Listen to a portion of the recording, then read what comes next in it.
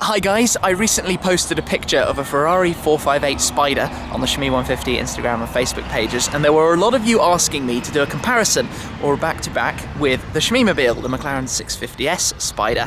Well, Tety Tudor, supermodel and supercar owner, got in touch to let me know that her Ferrari 458 Spider was available here while she's off modelling in Dubai. So, picked it up this morning, just having a look, and we've got the two cars here, the two V8 convertible supercar Spiders. And we're going to take a little bit of a look around them right now and talk a bit about them.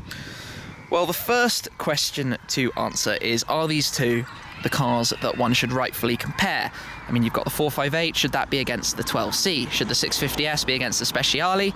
We've also got the new 488 GTB coming, we've got the McLaren 675 LT coming, so we've got all of these different cars. And how have we decided that these are the two that should be put up against one another? Well, Ferrari technically have the Speciale that goes above the 458, the more track-focused version. But then you could say the Speciale should be compared to the 675 LT, the long tail from McLaren, which is not yet here. Now, the Speciale Aperta convertible version does exist, but there are not very many of them. There's certainly nobody I know with one, so we can't fairly bring that against a mainstream product like the 650S. So ultimately, if you want the two-seat convertible from these two companies, you have the 650S Spider and the 458 Spider, and they carry pretty similar price tags. Both are the current mainstream models. There will be a 488 GTB Spider, the new version coming from the Ferrari front, but by the time we get them in the UK, you're probably talking a minimum of 18 months away from now. And presumably by then, McLaren will be working on the replacement to the 650S. So that answers that. If you're looking at the market, there's no convertible Hurricane yet. The Speciale A is a limited run. There's no 675 long-tail convertible, and we're left with these two, both very fine cars. So we've been taking a drive, and I'm going to go into a little bit more in some driving videos too, but for now I just wanted to take a look around these two cars and show you some of the differences, some of the similarities, and talk a bit more about them. Obviously, the 458 is named from its 4.5 litre V8. It's naturally aspirated, 570 PS, that's 562 brake horsepower. Has about 398 pounds-foot of torque. And let's face it, it looks pretty cool. This particular car is finished in Rosso Corsa with a Nero interior. Let's come and have a look a bit more at the inside. It's got the red stitching, the red seat belts, the red Ferrari embroidery in the seats, all the carbon around the steering wheel, and everything you expect. Head round towards the other side as well. Obviously, hardtop roof. The Ferrari system folds all the way over and down onto the roof like that. Very quick, goes down in about 14 seconds, takes a little bit longer to come up, I believe. Has to be stationary to do it. The car also has the larger wheels and graphite. As we come round the rear, the triple centre-mounted exhausts and the fins on the diffuser I always think look quite cool down there.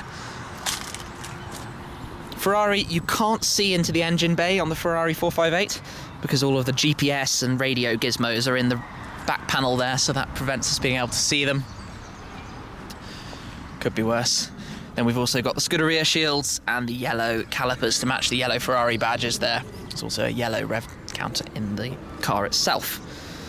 So, the McLaren 650 PS of course. It's 80 more than the Ferrari. And the McLaren also has 500 pounds-foot of torque, so 100 more than the Ferrari. So, no doubt, it's a little bit quicker. The engine in the McLaren, twin-turbo 3.8 litre V8.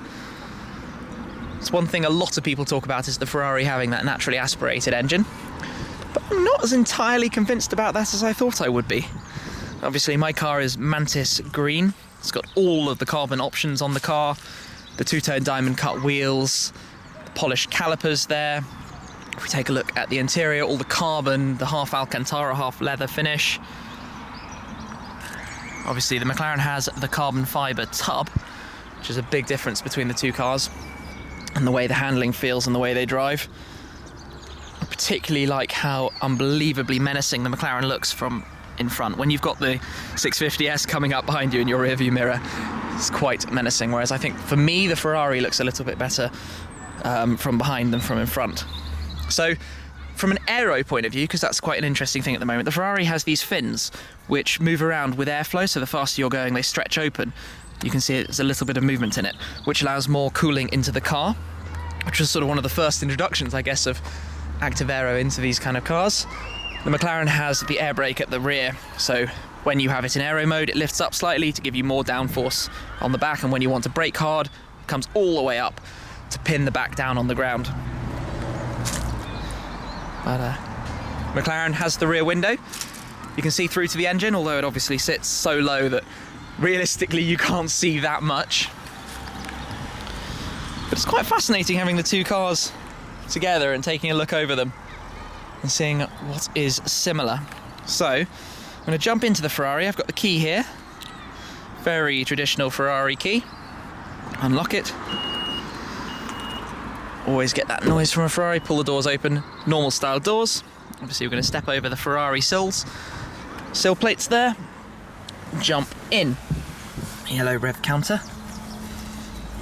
So cool things on the Ferrari. Obviously the Manatino dial you've got here that switches between your different race settings, road driving settings, sorry. Sport is probably the one you want to use all the time. Race for me just sounds a little bit better. Key goes in the ignition. Screens light up. I will close the door just to keep everything happy with us. Now this is where you press this button.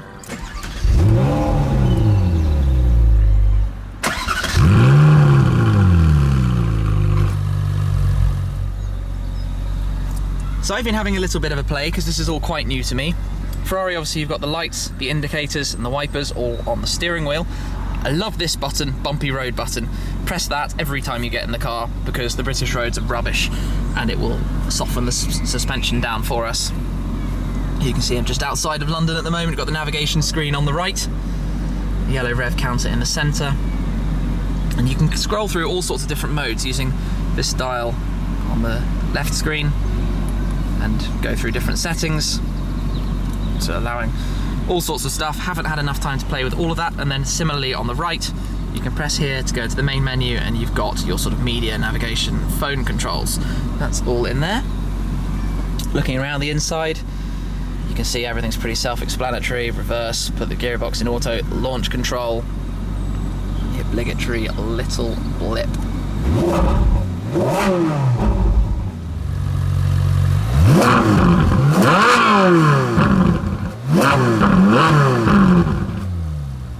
Sounds pretty cool. So, let's shut off the Ferrari. Take the key out. Let's go have a look at the McLaren. While I'm going around, just thinking about it, the valves on the Ferrari are something I find quite interesting because they're constantly opening and closing and it can get a little bit annoying. I guess so be it. McLaren Key is a carbon fibre keyless system. You can double press it, open the door, and obviously the doors open up, and that is all because you have the carbon tub at the side. So the doors swing open, which is always good for drama and looking pretty cool, albeit sometimes slightly less practical, but supercar is supposed to not be practical. Let's jump in. I'm going to step over the sill. So the McLaren dial's pretty similar. Rev counter in the centre, two further screens off to the side. Pull the door down. Navigation system though in the centre here. So no key to put in, it's keyless obviously in my pocket. Let's foot on the brake and start.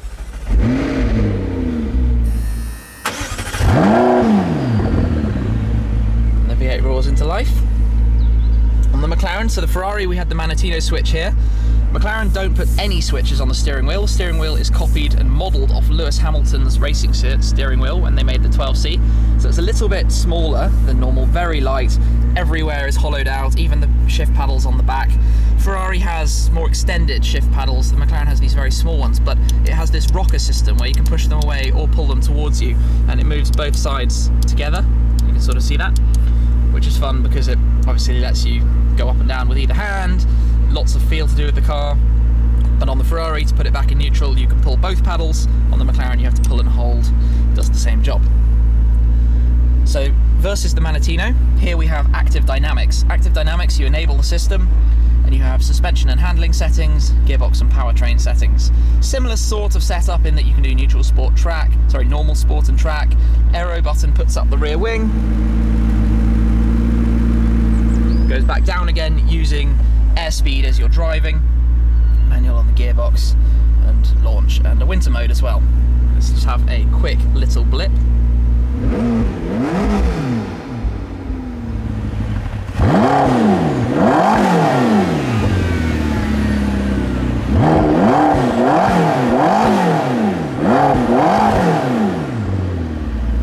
Now this is the interesting one. Now that you've heard both cars, let's shut this off. I personally don't think there's as much in it as I thought there was. I love the feeling of power that comes from the sound of the McLaren. There's no question that a little bit of turbo noise there takes away from some of the naturally aspirated noise, but at low speeds and idle speeds there's more excitement from the McLaren almost than the Ferrari, just because it has all of the valves kicking in all of the time. I do love those McLaren headlights. Certainly fascinating having the two cars here and experiencing them both side by side. I'm just trying to think what else I should show. Maybe let's take a quick look in the boots, although the McLaren Boot has a lot of stuff in it, so you'll have to excuse me for that. Ferrari Boot, you can do it on the key. Pop it open. Now this is the first time I've done this, so you'll have to excuse me taking a moment. There's the catch. That wasn't too bad. Front of the Ferrari, pretty big, decent space. It's quite shallow, quite narrow in the centre. You can fit loads of stuff in there. And the Ferrari also has the space behind the seats, which you can use for a little bit of storage as well. Not much, but you'll fit some small bags in behind the seats there. The McLaren Boot, which you'll have to excuse me, is full of a lot of stuff. Get the key out again.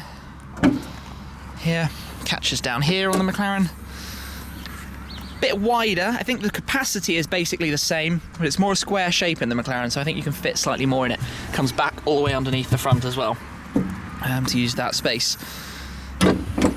Shut that down. So yeah, what else can I show you really? And the two cars have very similar proportions on the road. The McLaren front is a little bit lower. You've got the carbon splitter. So the McLaren has a 4-wheel rising lift system, so it lifts up the front and the rear. It takes a bit longer to do it, but doesn't go back down until 40 miles per hour.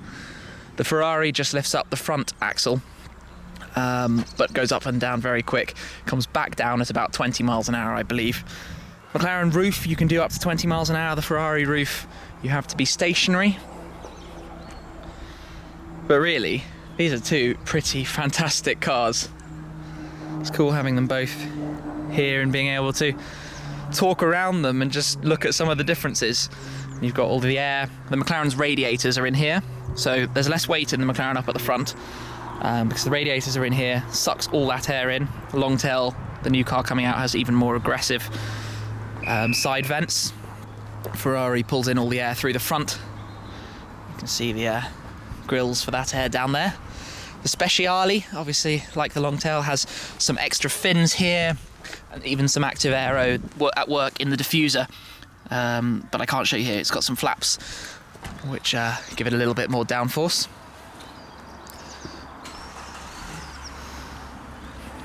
But yeah, Ferrari does have this badge, which is it's quite something, isn't it? The prancing horse from Maranello.